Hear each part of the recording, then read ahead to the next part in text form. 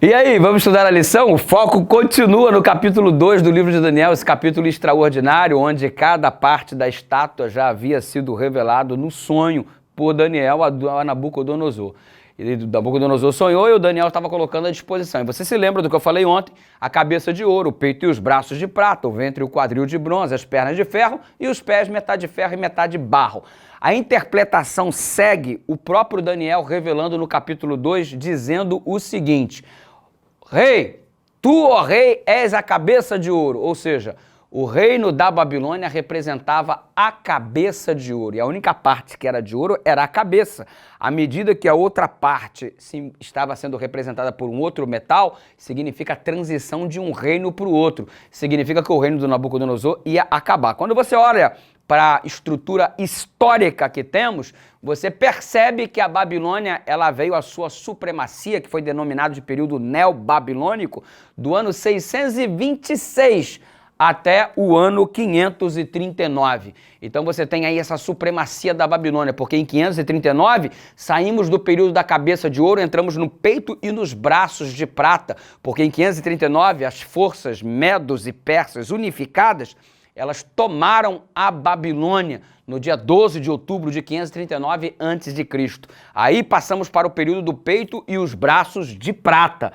Este período se estendeu até 331, quando os gregos dominaram o império da Medo-Persa.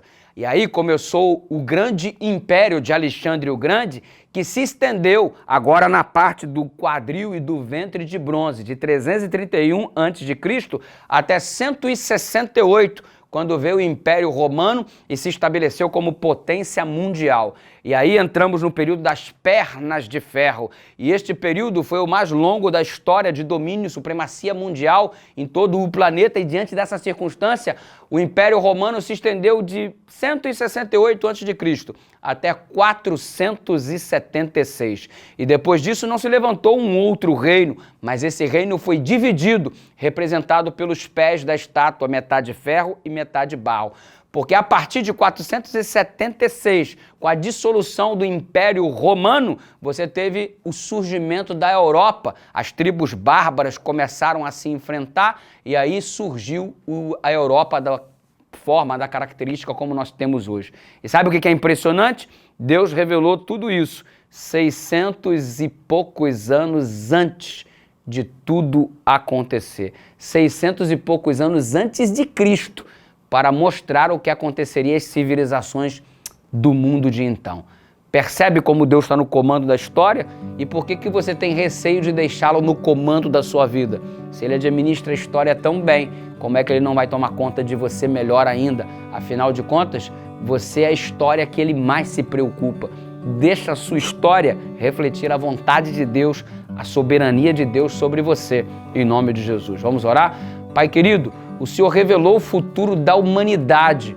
600 e poucos anos antes de Cristo, o Senhor disse que aconteceria até o ano 476, quando surgiria então, com a dissolução do Império Romano, a Europa como temos hoje. Assuma o controle da história da nossa vida, pois nós nos entregamos em nome de Jesus.